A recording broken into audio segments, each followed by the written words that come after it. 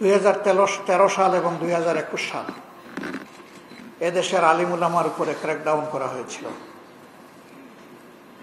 হেফাজতের সঙ্গত প্রতিবাদে হেফাজতে ইসলামের সেখানে নারকীয় হত্যাকাণ্ড চালানো হয়েছে, আর নিহত মানুষগুলাকে নিয়ে উপহাস করা হয়েছে নির্মমভাবে। দফায় দফায় আলিম উলামাকে জেলে নেওয়া হয়েছে, অপমান অপদস্থ করা হয়েছে। এদেশের সাংবাদিকরাও রেহাই পাননি। যে সমস্ত সাংবাদিক সরকারের অসৎ ইচ্ছা বাস্তবায়নের সঙ্গে হয়নি, তাদের উপরে অত্যাচারের করগ নেমে এসেছে। সাগরণীর ঘটনা এখনো বেদনাদায়ক হয়ে আসছে, তার কোনো কিলকিনারা এখনো হয়নি। এরকম আরো বহু সাংবাদিককে হত্যা করা হয়েছে, এমনকি দেশ থেকে কিডন্যাপ করে পার্শ্ববর্তী দেশে নিয়ে ফেলে দেওয়া হয়েছে। এই সমস্ত বেদনাদায়ক ঘটনার সাক্ষী আমাদের প্রিয় বাংলাদেশ এবং বিশ্ববাসী। বাংলাদেশ জামাত ইসলামের নিবন্ধনটি আমরা নিয়েছিলাম সকলের মতোই 2008 সালে। যে শর্তে তখন আমাদেরকে নিবন্ধন দেয়া হয়েছিল, সেই শর্তের কোনো বিচ্যুতি জামাত ইসলামে করে নাই। আমাদের অন্যান্যদের মতোই নিবন্ধনের সাথে সাথে আমাদের দলীয় প্রতীকটিও আমাদের জন্য বরাদ্দ হয়েছিল। নিবন্ধন পরবর্তী একটা নির্বাচনে সেই প্রতীক নিয়ে জামাতে ইসলামী নির্বাচনও করেছে।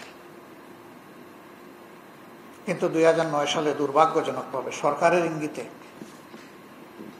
একটি বিশেষ মহল রাজনৈতিক প্রতিহিংসার বশবর্তী হয়ে আমাদের নিবন্ধন বাতিল করার জন্য অন্যায্যভাবে, বেআইনিভাবে আদালতে যায়। আদালতও এখতিয়ার বহির্ভূতভাবে এই মামলাকে আমলে নিয়ে একটা মিসক্যারিয়েজ অফ জাস্টিস উপহার দিয়েছে। কাঠ ও পিভিসি ম্যাটেরিয়ালের সংমিশ্রণে তৈরি আধুনিক আরএফএল উডিডোর, কাঠের চেয়েও কঠোর। ন্যায়প্রষ্ঠ রায় উপহার দিয়েছে। সেই রায়ের ভিত্তিতে, হাইকোর্টের রায়ের ভিত্তিতে আমাদের নিবন্ধনটি বাতিলের পর্যায়ে চলে যায়। আমরা এর বিরুদ্ধে আপিল করি। সেই আপিল অনেক চড়াই উতরাই, দীর্ঘ আইনি লড়াইয়ের পর 1 জুন 2025 সাল আপিল সেটেল হয় এবং আপিল বিভাগ সর্বসম্মত রায়ে হাইকোর্টের দেওয়া রায়কে অবৈধ এবং বাতিল ঘোষণা করে। একই সাথে 2013 সালে এই রায় প্রকাশ হওয়ার আগে জামাতে ইসলামীর যে অবস্থা ছিল, তার নিবন্ধন, তার প্রতীক, সেই বিষয়টি সমাধান করার জন্য, দ্রুত সমাধান করার জন্য নির্বাচন কমিশনকে তারা নির্দেশ প্রদান করেন। আমরা মহান আল্লাহর শুকরিয়া আদায় করি যে আল্লাহ রাব্বুল আলামিন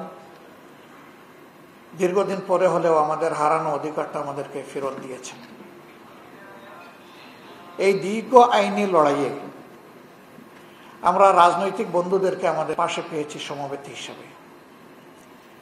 মিডিয়াও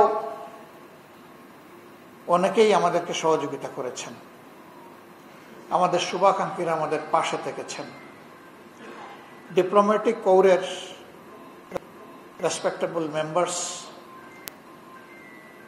they also assisted us and encouraged us. আমরা এইভাবে সমাজের সংশ্লিষ্ট সকলেই যারা আমাদের এই কষ্টে, শুধু আমাদের এই আইনি লড়াই নয়, আমাদের উপর যত ধরনের জুলুম হয়েছে সেই জুলুমের প্রতিবাদ করেছেন, আমাদের পাশে থেকেছেন, সাহস জুগিয়েছেন, পরামর্শ দিয়েছেন, দোয়া করেছেন।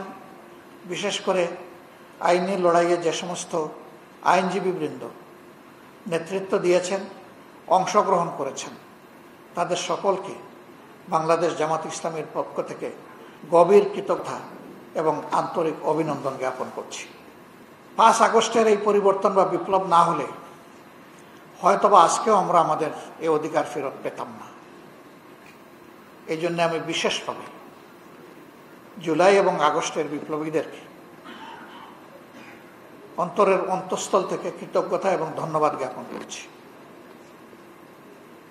জাতিকে মুক্ত করতে গিয়ে, ফ্যাসিবাদের অভিশাপ থেকে মুক্ত করতে গিয়ে যারা জীবন দিয়েছেন, আল্লাহ তাদের সকলকে শহীদ হিসাবে কবুল করুন। আহত এবং পঙ্গু যারা হয়েছেন তাদের প্রতি আমাদের গভীর সমবেদনা। আল্লাহ তাদেরকে ধৈর্য ধরার এবং সুস্থতার নিয়ামত দান করুন।